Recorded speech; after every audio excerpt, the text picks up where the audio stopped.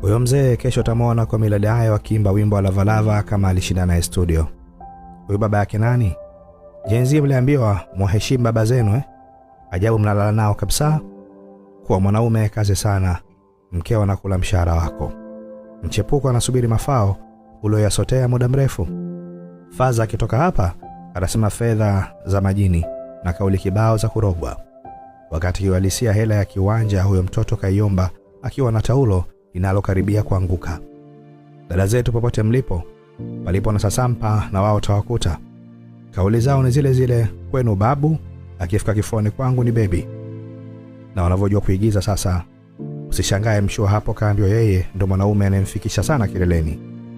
True story, nyuma ya yale maduka yao ya ghafla hakuna nyoka, bali babu mwenye pensheni aliyesahau mlango wa nyumbani kwake. Hapo ndo mahala pekee wewe uliyeseviwa aba mkali unapoteza maana. Kuna mwanetu kaambiwa nipo kwa shangazi na umeme hakuna. Miaka mingi mbele hakikisha wewe ndo unakuwa huyo shangazi kwenye kijiji kinachotegemea sola. Kwa masela mnanielewa, sijui nirudie kauli. Tutafute hela.